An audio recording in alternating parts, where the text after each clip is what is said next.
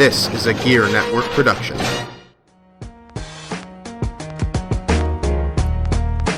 Ladies and gentlemen, it's your boy, Mr. Perez, and you're listening to the Better Live Than Dead podcast, brought to you exclusively on Gear Network. Listen in. Hey friends, it is episode number 70 of the Better Live Than Dead podcast. Episode 70. That's awesome. We're here today talking to you. It's a morning, Wednesday morning. It feels like a Thursday, but unfortunately, it can only be Wednesday as of recording time. I am Ryan Wolf, at Wolf BLTD on Twitter. Joining me on the line is Mr. Perez, at MRLG Perez on the tweet bots. Good on, peoples. Ryan, how are you doing? I'm doing well. I just found a spider sitting on the chair that I like to sit on, so I'm never going to sit in that chair again. Just throw that one in the garbage, I guess. Burn it down. I don't mess around, man. Like, I don't like spiders. I don't mess with spiders. Like, you do you, man. I don't care. But if you're gonna sit in my stuff, I'm just never doing that again. Yeah, but at least do it your chair in your house, and you're not like that lady about 2 months ago that made the news because a spider jumped on her, fell on her shoulder while she was in her car, and she literally jumped out of her car while the car was running with her 10-year-old son in the back seat. Well, that's just pure stupidity. That's like dumbass. And the car crashed into a bus. It was bad. How stupid do you have to be to do that? If a spider falls on you, slam on your brakes. Don't jump out your car, you stupid ass. Dude, literally jumped out the car. That's stupid. That is dumb. Yeah, well, hey, I want to save the chatting for later because, I know we discussed before the podcast, and we'll just put it out there now. We don't have much time today. We were going to do this last night, but obviously, you, Lewis, were feeling a little under the weather. You still are, so I'm at least glad that you're here with us right now to get this taken care of. But we'll try to get this podcast done as quick as possible and get as much good information in it for you. Cool, let's do it. Now, starting off in Major League Soccer, we have the finals have been set for the MLS Cup. Last Sunday, FC Dallas Portland Timbers tied 2-2, which means Portland moves on 5-3. They'll make their first appearance in the MLS Cup. And the New York Red Bulls defeated the Columbus Crew 1-0, but as I said, with aggregate scoring, Columbus had a 2-0 lead going in. So although New York won 1-0, Columbus still moved on to the finals 2-1 for their second ever appearance. They showed up in 2008 and they won. So this Sunday, 4 p.m., December 6th on ESPN, you have the Columbus Crew versus the Portland Timbers for the MLS Cup. That should be a very fun matchup to watch for sure. Moving over to the NBA. Big news out of basketball this week. Kobe Bryant announces that he will retire following the season. Lewis, do you think he waited too long to retire, or do you feel that the time is right for Kobe to leave? He might have waited a season too long, but, $25 million, I would probably stay another season too, but no, this is a good time to leave because he's been looking horrible. And he obviously listened to our podcast last week where we said he should retire, and he's taking our advice. Yeah, he wrote a nice poem, too, to tell people he was quitting. I mean, I feel like if he didn't injure himself a couple years back, he probably would have retired then. But it seems to me because he's been hurt lately, he wants to go out on his own volition. He wants to be the guy that says, I'm done, not have someone say, look, you can't play anymore because your knees are shot, or you can't hit a jumper, you can't hit a three-pointer. Right. Or someone's not saying we're going to cut you if, hey, we're going to cut you or you're going to retire. You make the choice. It's him saying, you know what, the game has passed me by. I'm not as good as I once was, all that stuff. So we'll see. It'll be interesting, to see how the season plays out. I'm assuming Kobe stays with the Lakers. But, I mean, if he starts to play good mid-season and the trade deadline pops up and a team may want to use him, I mean, I would see why not, It'd be crazy to see Kobe take a lesser role with another team. But if Kobe wants to win one more championship, maybe he does that.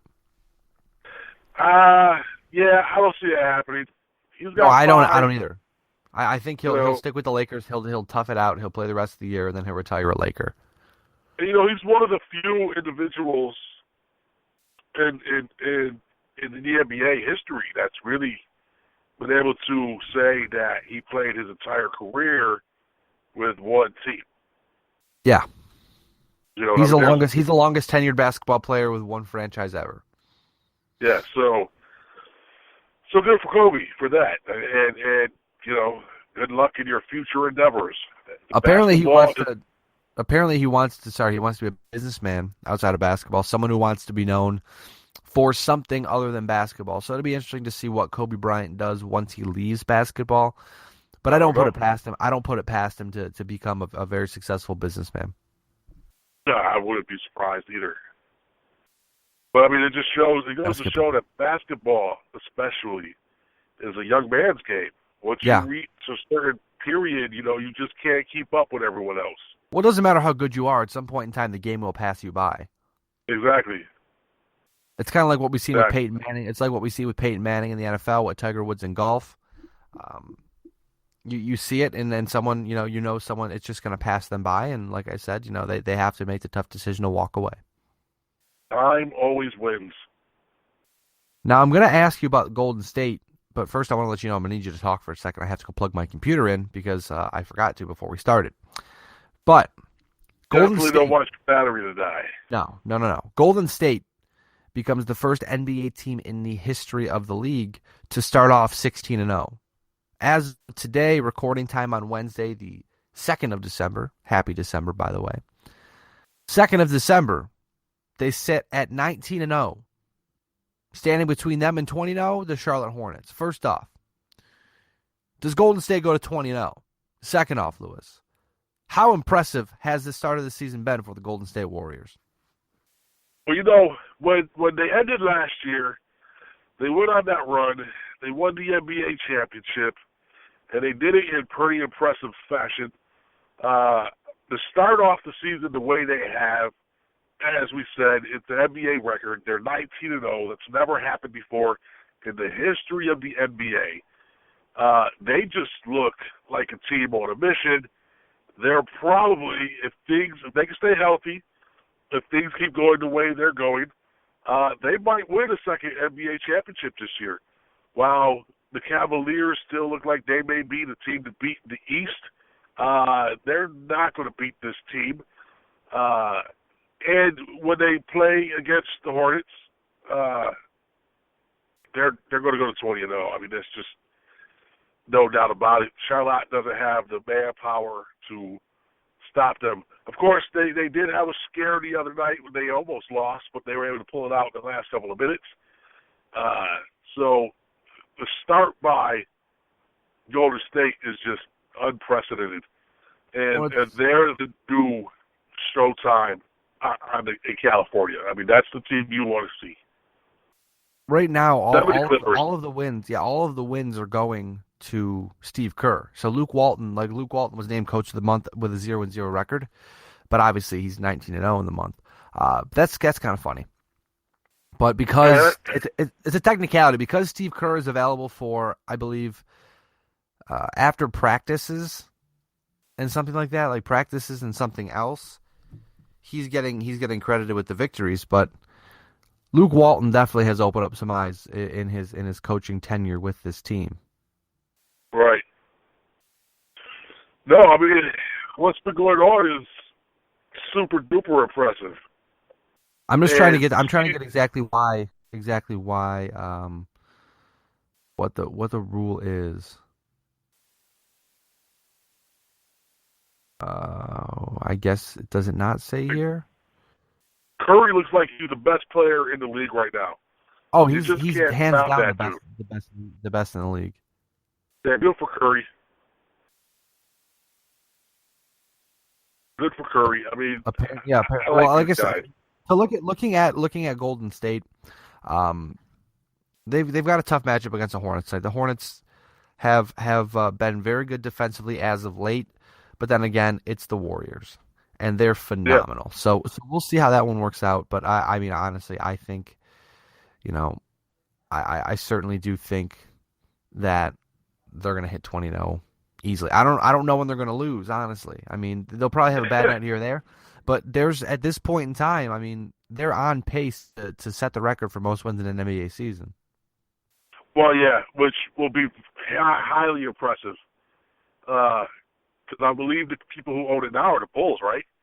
Yeah. They what Michael Jordan in his heyday, and this team looks like they might have been able to beat Michael Jordan in their heyday. You know what? I'm gonna scratch. No, they don't. Because if Jordan hadn't retired, they could have easily won 8 championships in a row. But this team looks like they would have given them a run for their money at least. And in today's world of NBA players, where they don't play defense like they used to, you don't see the killer instinct like you did back in the day, except for with these Golden State Warriors. They might set the NBA record for most wins in a row, but I feel like the competition level when I was younger was much greater than it is now. There's a lot more pure shooters, I think, this day and age, and I'm not too sure if the defense is as good. Not a little bit. It's in my opinion. Yeah, it doesn't seem like the defense is very. I mean, if you have a team of great shooters, you're going to pretty much be impossible to beat, no matter who you come across. I mean, that's just how it seems in this day and age in basketball. Again, I don't watch a ton of basketball, but that's just what it seems like to me. Like, you get in a hot streak and you just can't be stopped, no matter who you face, no matter what night it is, no matter where you're playing the game. As long as you can get into that rhythm, you're fine. Yeah, that's true. Now, I want to move over to NCAA football real fast. I'm sure you saw this, Lewis, but LSU has decided not to fire Les Miles after all. Apparently, after Go ahead. Apparently, after the gigantic uproar of fans, players, alumni alike being angry, the school said, "You know what? Maybe we won't fire him." Yeah, I don't know why I didn't want to fire him anyway. One of the best coaches you've had in the history of your college. He's a legend in the coaching world. It made no sense to fire him in the first place. Like we said, it's because he's not Nick Saban. That's all. I mean, everybody else destroys. He has trouble against Alabama, which everybody does. And then they were just like, hey, maybe we'll get rid of him. Maybe we'll bring in someone else who can do better. And that's not going to work. Les Miles is your best bet. Because Les Miles is an awesome coach. I agree. I certainly do agree. So, University of Georgia fires Mark Richt. He is likely headed to the University of Miami as of Tuesday night. That was the rumor, the strong rumor that he was headed back to his alma mater to be the head coach. But the most exciting thing about that for University of Miami fans, if it does happen, is that Mark Richt has a very powerful quarterback prospect who decommitted from the University of Georgia when Richt was fired. So if Mark Richt goes to Miami, quarterback will follow him to Miami. So that could be good news for the U, who has struggled mightily in the past handful of years. That's true, but the U has they've changed their recruiting structure. I don't know if you ever seen the 30-4-30. Oh yeah, dude, that was bad on the U. But I mean, and what they used to do was horrible. You know what? I don't know if I agree that it was horrible. I think it was genius. I mean, the coach understood that the players they were recruiting were soft and they were not good, and he understood that around the college was, a bunch of inner cities filled with awesome football players, and he went and recruited those guys and created a dominant team that lasted for years, and you just don't really see that happening anymore. And the U has struggled, and they're not used to those struggles. I was just more pointing to the fact of what they did to get those players and how they kept those players happy. That's what I was talking about being bad. Where they just turned. They essentially said, hey, we're winning games. I don't care what we do to make the players happy, how we keep them on our side. We'll just do what we have to do and turn ahead to it. And that documentary really opened up some eyes. Absolutely. I mean, that was part of the reason you struggled so much, is because they took so much away from them and they put so many sanctions on them that it kind of strangled the organization. But if they get Mark Richt, it may take a couple years, but I don't see why they wouldn't be back in the national spotlight soon. He's a great coach. Just again, you fall in some hard times, and you have to adjust. You have to adapt or die, essentially. Yeah, no, that's very true. Also, last thing, big news out of USC this week. They promote interim head coach Clay Helton to full-time status. So apparently USC was very interested in Chip Kelly, but USC got in touch with a couple ex-Trojans that played with Chip Kelly on the Eagles, and they did not speak very highly of Chip Kelly, apparently, which in turn led to this decision to make the interim head coach full-time head coach. Now, I'm not sure if that's totally true, because, the internet is full of lies and half-truths, but it would make sense. The internet. It would make sense. I mean, that's something where you look at the rumor mill and you're like, Chip Kelly is probably done in Philadelphia after this year. Is he going to go back to school? Well, right now, all the schools he would go to, USC, LSU, are patched up. At this point, it's funny because remember who Chip Kelly wanted so bad in the draft last year? Who do you want? Marcus Mariota. That's right. What coaching job is wide open right now? Tennessee. So most likely, I'm guessing, Chip Kelly is going to be the next head coach of the Tennessee Titans. Yeah, I'm guessing. That's. I saw the dots connected on the internet on Twitter a couple days ago. Sorry, and it makes too much sense to ignore. Like if Chip Kelly gets fired, which again I'm quite certain he's going to. We'll talk about that in just a little bit, but that could be a spot where he ends up. But anyways, USC has a new head coach, and that's big for them. Now let's move over to the National Hockey League. Two news updates on some goaltender injuries. First off, Montreal goaltender Carey Price suffers a setback. He came back and got hurt again.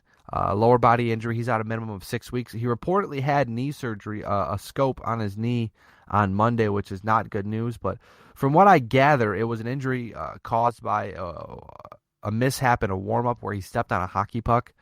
And he played, and the injury just got worse and worse and worse to the point where he couldn't play, sat out some time, thought he was healthy, came back, and re-aggravated the injury. So he'll be out a while, but the Canadiens' hot start should help them, allow them to coast if they do fall back to earth without Carey Price in net.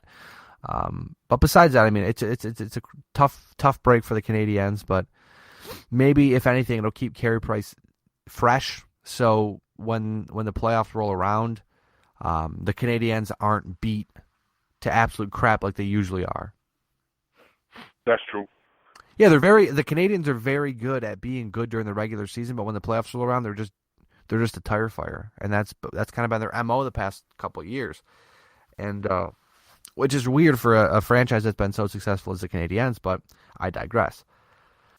Yeah. One last thing before we move to baseball. You got something? Yeah, I was going to say, it's always a shame when you have a very dominant team during the regular season, but they crap out during the postseason. Kind of like David Price. We'll talk about that. But with a team where you have Max Pacioretty, you have PK Subban, you have Max... What was I going to say Max for? I was going to say Max Pacioretty again. You have Carey Price, Max Pacioretty, PK Subban, among other players, and you still can't get it done in the playoffs. That sucks. Yeah. One last thing. Buffalo goaltender Robin Lehner reportedly suffers a minor setback. His return has been pushed back to around mid to late December. Not too great of news for the Buffalo Sabres, but they're continuing in net with Linus Ullmark and Chad Johnson, kind of, but Chad Johnson is more of a backup at this point. He's settled back into that role. Once Lehner returns, as long as Lehner is effective, it's his team. Omar will end up back in Rochester where he'll continue to develop. But if Omar continues to develop the rate he's developing right now, he could be challenging for the starter position next year, the year after. I mean, he kind of got pushed into a tough spot this year. He had come off of double hip surgery in the offseason. He'd never played as many games as he's played this season is how many he's played in North America in his career. So it's a different game, different style to get used to, but he's played very well for a young kid. So we'll see how that one works out. But like I said, Leonard's in a boot again, working on coming back from his high ankle sprain. Like they say, man, high ankle sprains, they're nasty injuries. You know, it's people think that it's yes, they are. They think it's just a simple, I rolled my ankle, I'm going to be fine in a couple of weeks with some rest and relaxation. It doesn't work like that. No. Now let's talk some baseball. Let's do it. We're making progress to this podcast very quickly. We're about 20 minutes in, and we've got two things left, baseball and football. But first, Major League Baseball, some big news this week. First off, they're saying in 2017, a regular season Major League game could be played in England. Really? That would be interesting, because I'm not sure where they would play. I don't know. But they would play in England, nonetheless. That would be interesting. What if they were like one of the cricket stadiums, too? They probably would do that. That's what they did in Australia. They took a cricket stadium and turned it into a Major League Baseball stadium for a couple games. And it looked really cool. I mean, it was pretty cool. It's nice that it'll be in England, because England is only 6 hours ahead, where Australia, it was like you had to wake up at 4 a.m. for a 3 p.m. start the day after. It's way too confusing for me. The Houston Astros deal Jed Lowry back to the Oakland Athletics, where he played for a handful of years. Interesting move, but Lowry kind of fell out of sorts when he got injured in Houston, and he's been passed over by other players, so obviously they have no use for him. Send him somewhere to a team that needs him, and Oakland certainly could use him. That's for sure. Detroit makes the big move of the first big move, I should say, of the offseason by signing pitcher Jordan Zimmerman to a 6-year contract. Now, I didn't expect Zimmerman to sign in Detroit, but, you know, a team that needs better pitching, that needs to get better all around, because they struggled last year with ineffectiveness and injuries. Zimmerman should bring a little more stability to that rotation. I mean, obviously, if Verlander's better next year, which that may not happen, but if Verlander's better next year, your team is going to be better no matter what. A healthy Victor Martinez, a healthy Miguel Cabrera, coupled with a very, very good Jordan Zimmerman. I mean, he was a little cheaper. It's going to be a dangerous rotation.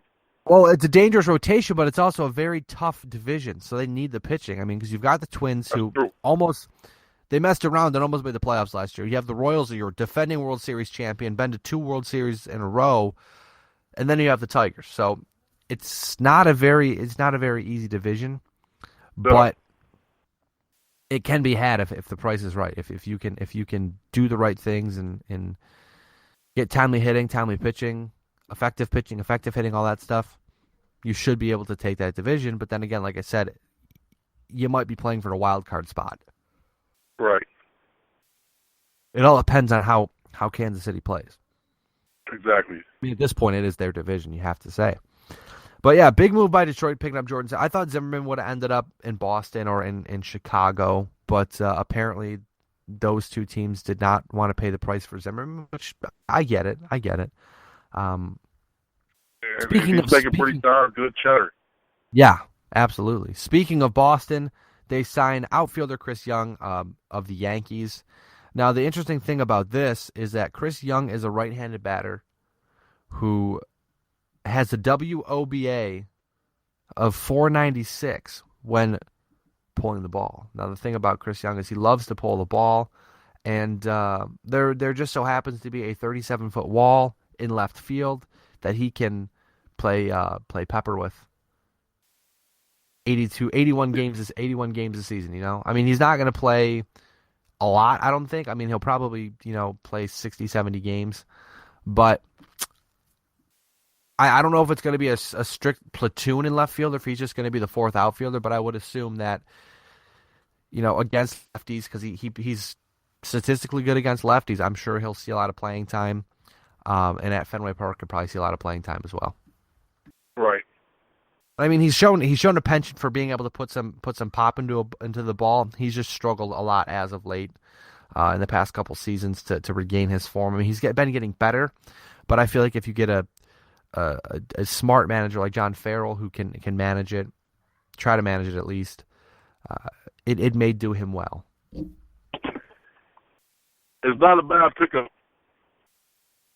When you look at the fancy stats, it makes sense. I mean, you pick a guy up because he mashes left-handed pitching, and he's a right-handed batter who mashes left-handed pitching. So that right there, you're thinking, okay, a right-handed batter who crushes left-handed pitching at Fenway Park, that's a plus.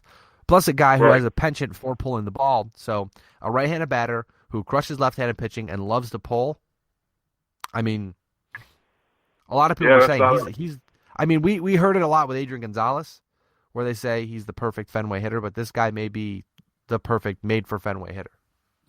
Right.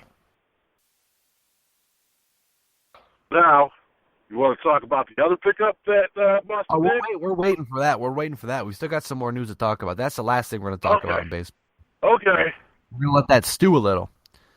All right. But the Miami Marlins are looking for a hitting coach. I'm not sure if you heard about this, Lewis. And apparently they're considering Barry Bonds and may actually offer Barry Bonds a job. I did hear that. How weird would it be to see Barry Bonds in the Miami Marlins uniforms? That'd be very weird. But, I mean, I'm sure he'd be happy to be back in the league. And if you're going to have to teach people about hitting, Barry Bonds is not a bad coach to have. No matter the suspicion that surrounds him regarding the steroids and all that stuff, there's no doubt about it. Barry Bonds is one of the best pure hitters we've ever seen in baseball. Absolutely. Before the steroid cloud took him over, before the move to San Francisco, he was a Hall of Famer in Pittsburgh. So, I mean, no doubt about it. He's a fantastic hitter. I'm assuming he'll be a fantastic teacher if he gets the job. I believe Frank Menachino was also – it was going to be Frank Menachino and Barry Bonds that were going to either get – one of them was going to get the job or they were both going to split the job. I'm not too sure about that one, but I do believe Bonds will be getting a job offer at least. But I'll be happy to see it. I mean, Barry, like you said, Barry Bonds back in the game makes baseball better. The stories that will come out will be great. It'll be fun to watch Barry work with a bunch of young hitters, not to mention Giancarlo Stanton. I mean, the greatest power hitter of our time, maybe because of steroids, but we can't confirm because he never failed a test. We can only only be suspicious. So the great power hitter of our era working with potentially the greatest power hitter of our era. Like, come on now. Right. Can you imagine Barry Bonds tuning up Giancarlo Stanton's swing so Giancarlo Stanton hits 60 homers a season? I know. I mean, that if he could, that has the potential to make him possibly the best hitter ever. I know we're kind of putting unreal expectations on this on Barry Bonds, but I mean, I'm getting pipe dreamy over here. Like, think about it, man, damn, that would be awesome to see Barry Bonds work with Giancarlo Stanton. As long as Barry Bonds isn't like, here, dude, take this shot. I know it'll make your head bigger, but you'll be able to swing the bat faster. As long as whenever you talk about Barry Bonds, you have to use allegedly. You have to say Barry Bonds allegedly may ask him to use steroids. Right. Well, I was just saying as long as he doesn't do that. Allegedly doesn't do that. Right. Sorry, I'm just being a smartass. Whenever someone talks about Barry Bonds and tries to tell me, Barry Bonds is on steroids, I'll just be like, well, he allegedly hit a ton of home runs, and he's allegedly one of the greatest hitters to ever play the game. So allegedly, he deserves in the Hall of Fame. He belongs to be in the Hall of Fame. And people get really pissed off at me, but that's just my sense of humor, I guess. As much as I don't like Barry Bonds, because beyond the whole cloud of suspicion, I heard he was just He wasn't a very nice guy. In the clubhouse, no. Yeah, he was not a very nice guy. But he does deserve the Hall. But I feel the same way about Mark McGwire. And I don't think Mark McGuire was does- good enough. Like I don't think Mark McGuire was good enough to make the Hall of Fame. Mark McGuire had that 70 home run season where it was him and Sosa, where that saved the game of baseball, essentially transcended everything. I mean, that's why I got into baseball, was Mark McGuire. Like, I am a baseball fan today because of Mark McGuire. I was a child. I saw, it was 99, so I was 8 years old. I saw home runs being hit like crazy. I was a Cardinals fan because of it. Then I smartened up and wisened up because I realized Cardinals fans are terrible people. But that's a different conversation for a different day.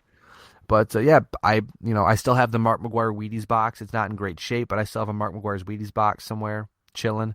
I've got Mark McGuire bobblehead, stuff like that. Like I'm still a McGuire fan at heart, but I don't believe McGuire did enough to make the Hall of Fame, whereas Barry Bonds did more than enough to make the Hall of Fame. And he may end up being in the Hall of Very Good when all is said and done. Yeah, Barry definitely deserves the Hall. We have to do it sometime. I have to figure out when the Hall of Fame, induction, or when they announce. I think it's January. They announce the inductees for the Hall of Fame. So I might have to throw something together soon. But I really, really, really want to get a podcast together with a couple of us to talk baseball, to talk Hall of Fame, who should be in, who should be out. It's something I've wanted to do for a while, but I haven't been able to get it together. So maybe I'll throw out some feelers on the internet and see if we can get some people together. Sounds good. Now, 2 signings to talk about. Atlanta signs pitcher Jim Johnson. Seattle signs outfielder Nori Okoye. I mean, Jim Johnson is what it is. They're betting that he'll be better than he was, which may not happen. Maybe he'll find his old form. I'm not sure that's going to happen, but I digress. And Nori Okoye, good offensive, good defender out in out in the outfield. I believe center field is what he plays, but outfielder nonetheless.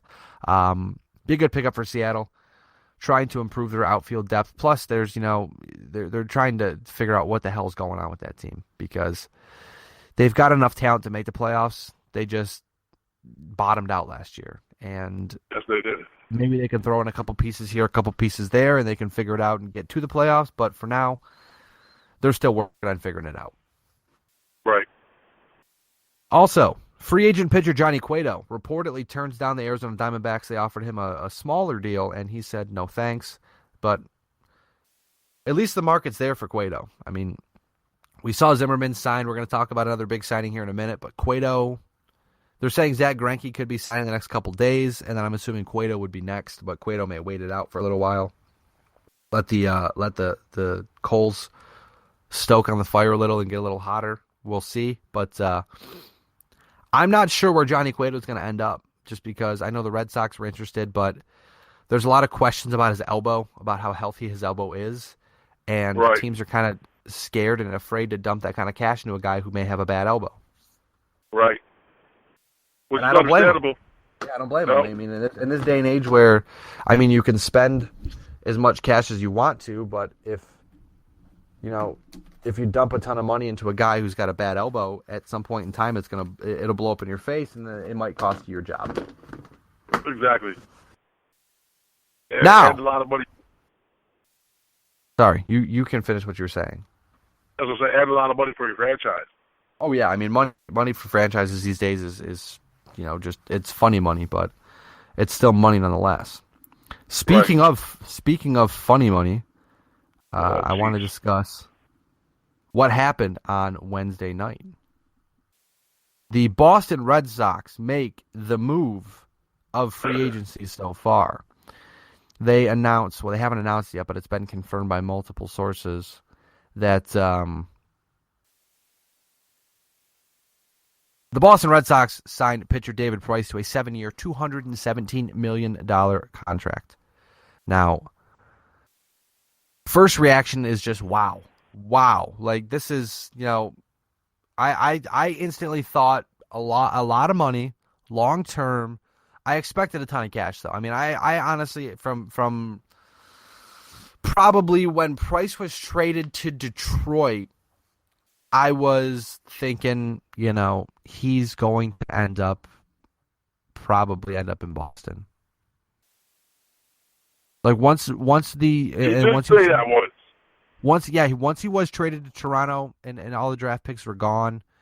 Once he was out of Tampa, I was like, okay, he's, maybe there's a chance he ends up in Boston. And then when he went to Toronto and then the Red Sox struggled without John Lester, I was like, you know what? David Price is probably the guy. But like I said, once he went to Toronto and lost the draft pick, that made him a little more valuable in free agency. Now, the Red Sox aren't too far off base because the St. Louis Cardinals offered $7 and $200 for him. So the market was there for David Price. That was the market, was $200 million. But the thing I like about the deal is there's an opt-out after 3 years. And we all know in baseball, with an opt-out, it's either you're really bad and we're not going to pay you anymore, or you're better than expected, so we're going to have to pay you more. Right. Either way, you're out of it after 3 years. So a 33-year-old pitcher, the Red Sox may not be inclined to spend $40 million a year on a 33-year-old pitcher where someone else might. Or if David Price struggles and goes, say he pitches 500 the next 3 years and has like a 4 ERA. So they might be able to get him back for those next 4 years at a discounted rate because he was not good. Right. Either way, I think it's a very shrewd move for the new management for Dave But I feel like it was the right move that had to be made because you're not going to be able to acquire a pitcher like David Price without giving up the farm. And at this point in time, the Red Sox are still trying to keep a hold on their valuable prospects and to develop them to hopefully have them come up to Boston and replace current guys. Yeah, I mean, good for Boston. That's, to me, that's a lot of money to spend on a guy who can't win in the playoffs. So it may work out for Boston since they haven't been making the playoffs. That's a very, very tightrope of narrative that you're walking on right now. You do realize that, right, Lewis? I'm just saying. But, did they make the playoffs last year?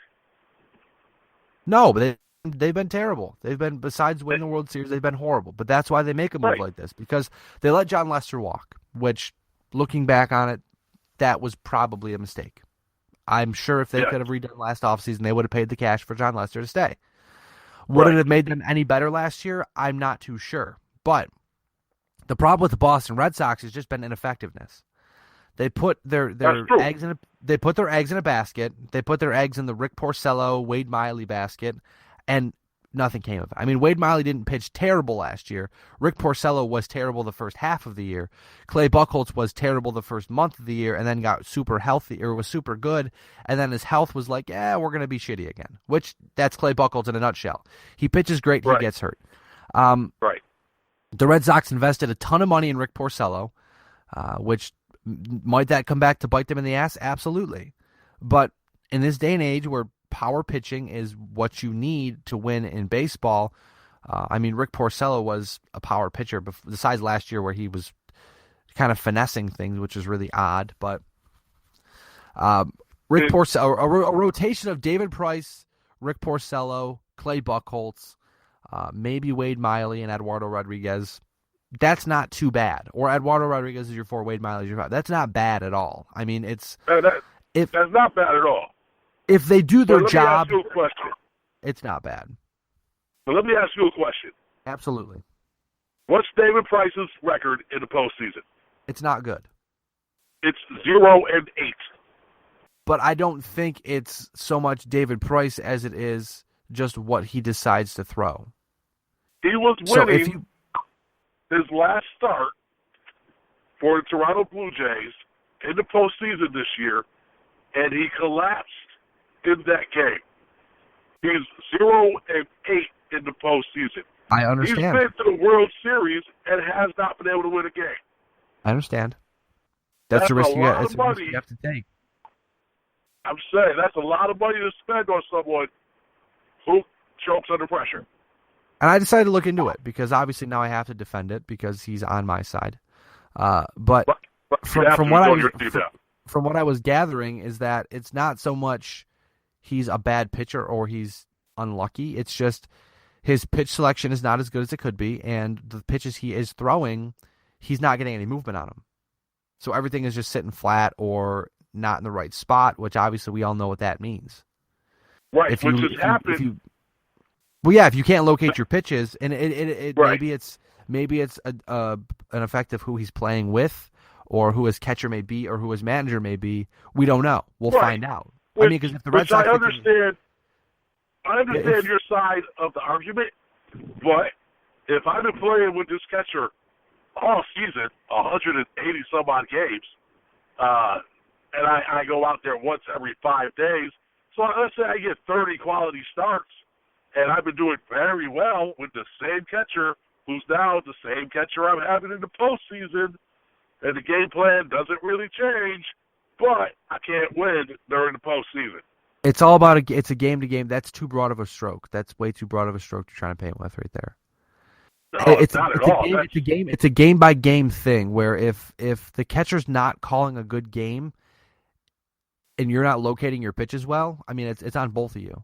But a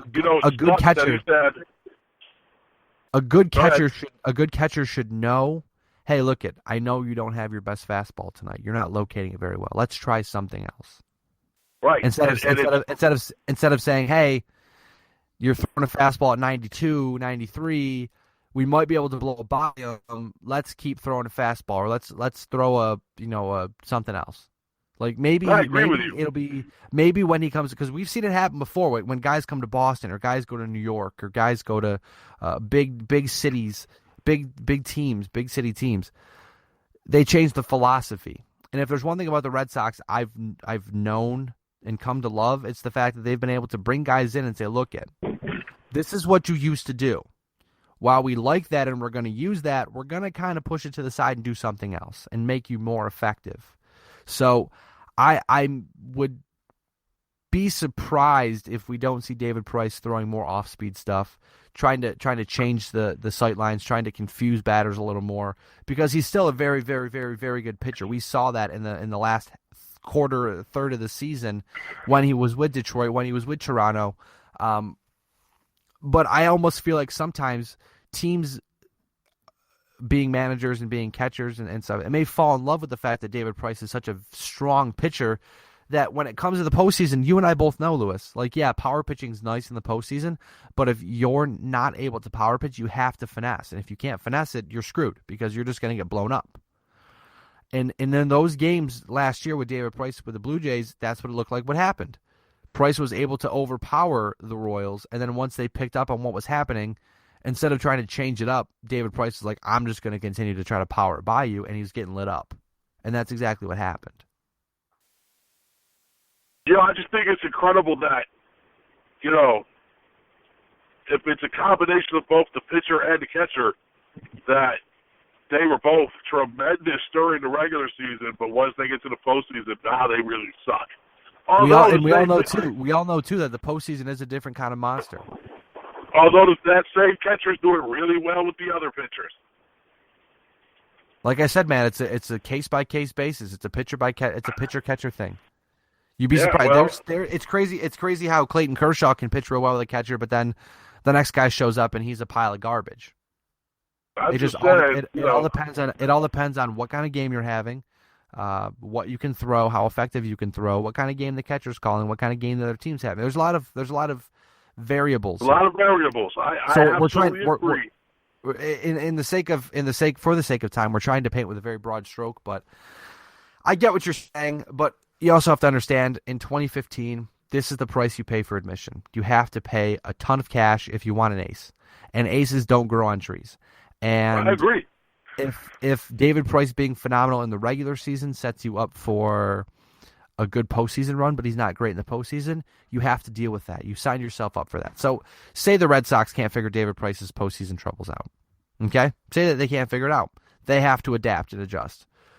Adapt or die, like I always say. You have to figure it out or lose. That's simple as that. So maybe you pitch David Price 3 innings, and then you have a long guy who can go 4 innings, and then you give it to the bullpen. Or say you pitch David Price as long as you can, but have someone always warming up in the bullpen once he starts to get into trouble, so you can pull him quick. Because I think that's another thing with David Price too that a lot of teams have done in the past. Don't give him the benefit of the doubt. I understand he's your ace. I understand you're putting a lot a lot on him. I mean, if he pulls through, it's amazing. But if he doesn't, it's going to be very bad, like Toronto learned last year. They had the opportunity to pull David Price a couple times and just were like, it's David Price. We'll give him the benefit of the doubt. And then it blew up in their face, and then they went home, and Kansas City went on to win the World Series. So it all depends on how John Farrell coaches him this year and how the pitching coach coaches him this year and how the staff handles him. But I don't think it's going to be bad, like I said. And if it is bad, 3 years. That's not the worst thing to happen to the Boston Red Sox.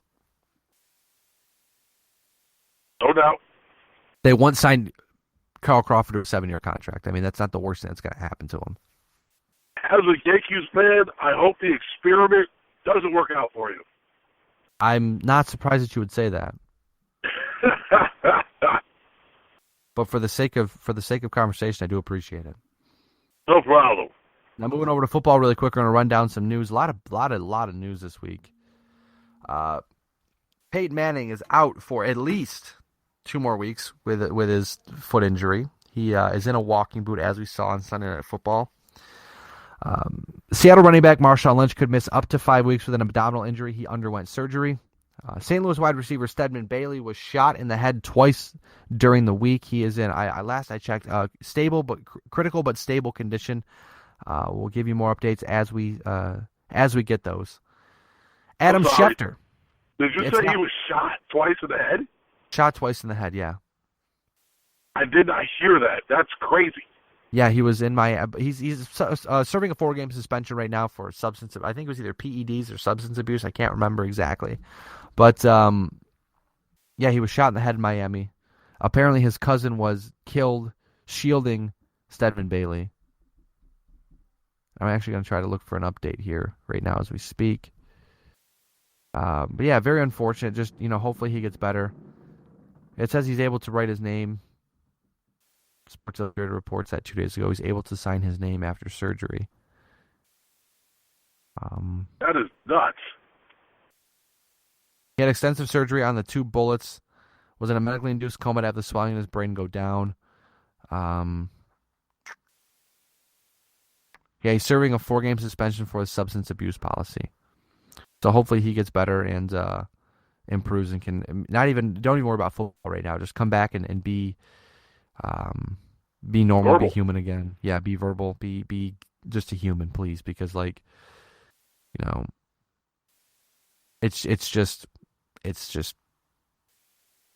Crazy. tough to see stuff. It's tough to see stuff like this happen. Oh no. I'm just trying to double check something real fast as I'm reading about this. Yeah, it was Miami. Medically induced coma, 6-hour surgery, all that stuff. Not good news, but like I said, we'll keep you posted. Adam Schefter says the Chip Kelly Eagle and the Eagles part ways, quote, signs are piling up. Now here's a question I have for you, Lewis. I've wondered this all week and was so happy when the Eagles laid a duck on Thanksgiving. Does Chip Kelly quit first or does Chip Kelly get fired first? Get fired. I think Chip Kelly thinks he can still keep coach that team effectively. And I would imagine at the end of the season, if the Eagles don't make the postseason, which in the NFC East right now, you never really know what's going to happen, he gets fired. That's fair. I figured he would go maybe the route of Nick Saban and just say, screw you guys, I'm going home. But if he wants another job in the National Football League, ride the storm out, try to finish the season. They still might be able to make the playoffs with how bad the NFC East has been. They still could make the playoffs, but Chip Kelly, no matter what, it seems like his coaching ways in Philadelphia have grown old, rubbed some people the wrong way, and it's probably time for him to leave. Yeah, probably. Speaking of Thanksgiving football, Dallas quarterback Tony Romo refractures his collarbone. There's a hairline fracture in it. He's not headed to the IR though, because apparently there's a chance that if the Cowboys make the playoffs and Romo's healthy, that he'll play. And the Cowboys still could make the playoffs. I thought that loss against the Panthers would eliminate them, but at 3-8, they're only 2 games back in the division. I mean, there's only 5 weeks left of football. They need a ton of help, but they can still make it happen.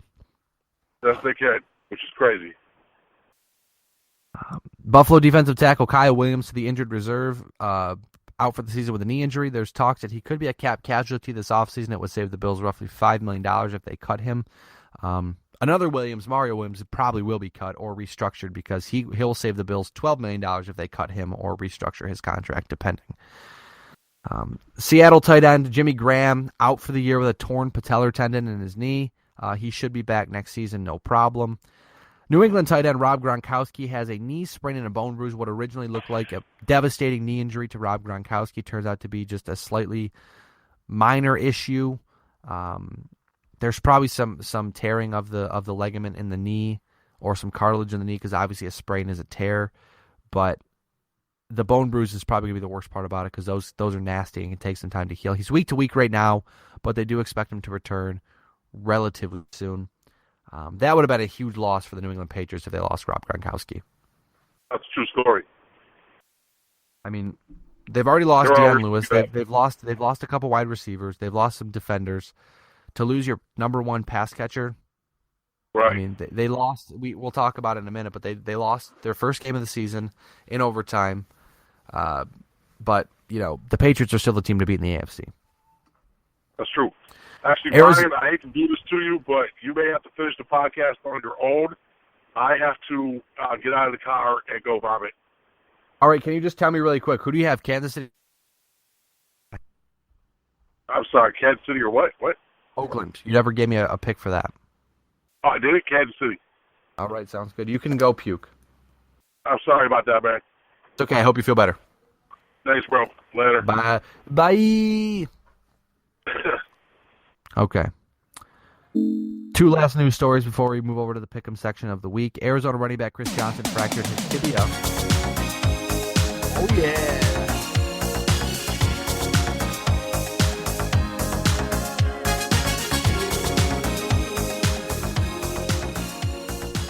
Let me tell you what, there's nothing better than when you can rickroll yourself. Now, back to the sports talk. After Lewis left us, what happens? The reason I got rickrolled, I'll explain it to you real fast. When I go into Uber Conference to record the podcast, I set my wait music as Never Gonna Give You Up. I don't even know who sings the song. I'm a child of the era of rickrolling, so I know it that's the rickroll song. Anyways, once Perez hung up, it was only me in the conference, so I'm waiting for someone to show up. No one shows up. The music plays. So, it happens. Whatever. Arizona running back Chris Johnson, a fractured tibia last week. He's on the IR designated to return. He can return the NFC Championship game, which, let's be honest, I'm expecting Arizona to be there, so we'll probably see Chris Johnson play football again this year. Also, real quick, Cleveland quarterback Josh McCown is out for the year with a broken collarbone, so I guess Cleveland may play Johnny Manziel, although it looks like they're going to go with Austin Davis, who they played last week, over Johnny Manziel. So, whatever you're doing, Cleveland, you're doing something, that's for sure, because, you guys are you're hilarious. You put a smile on my face, and I'll talk about that in just a second. But you guys are wonderful. I do want to discuss some breaking news really fast. A very, very big trade, well, I mean, big, for December 2nd. A big trade in baseball just going across the wire.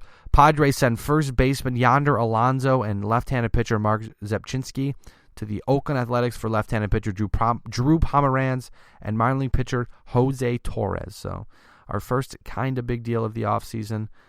Also, Bob Guerin leaves the New York Mets to head to the Los Angeles Dodgers to be their bench coach for Dave Roberts. And Gabe Kapler, who was a reported finalist for the job, is also expected to head over to that coaching staff as well. He is the farm director, I believe, at this point in time. Now, looking back at last week, Week 12 pick'ems, before we move to Week 13, wasn't a very good week for. I mean, John had a great week. John went 10-6. I went 9-7. Lewis went 7-9. My record, I lead 106-70 to 103-73 for Lewis, and John has 96 wins and 78 losses in the pick'em section. Now, we didn't expect Green Bay to lose. That was across the board bad. Surprised New Orleans got blown up by Houston, but Houston is a good football team these days, and they're in the playoffs at this point in time. Didn't expect Washington to beat the Giants, but they did. I jokingly, as you know from last week, I'm stupid, and I stayed in the Bills bandwagon for too long, and I continue to do that, but, I'm I guess fool me once, shame on me. Fool me twice, I'm just a stupid Bills fan. So Jacksonville lost to San Diego. San Diego's a weird football team. They're very good at quarterback with Phil Rivers, but everything else is kind of meh. And Jacksonville has been okay. And Jacksonville did not show up, and San Diego beat them. We all picked New England to beat Denver, and Denver beat New England, which we discussed that. And Cleveland losing to Baltimore. The fun part about that one is we all picked Cleveland to win, and Cleveland almost did win, except the Browns decided to Brown. The Browns going to Brown, I guess, essentially is the way to put it. They go to kick a game-winning field goal, and it's blocked and returned for a touchdown. So it is a walk-off, blocked field goal returned for a touchdown. And if you have the internet or are on Twitter, well, you should have the internet if you're listening to this podcast, but if you get a chance, just go Google Sad Browns fan or go check a Twitter search, Sad Browns fan.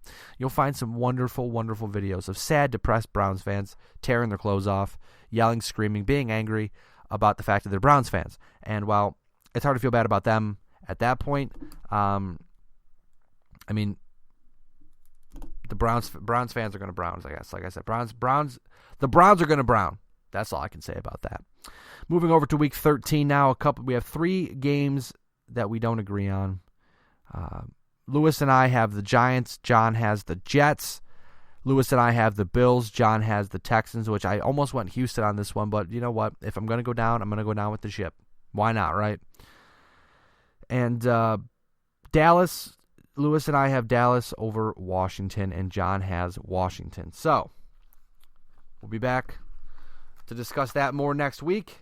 Going to wrap this bad boy up pretty quickly because it's only me and I don't want to talk anymore. So, that's a surprise, I know. Watch out. I like to talk and I don't want to talk anymore. Just back off.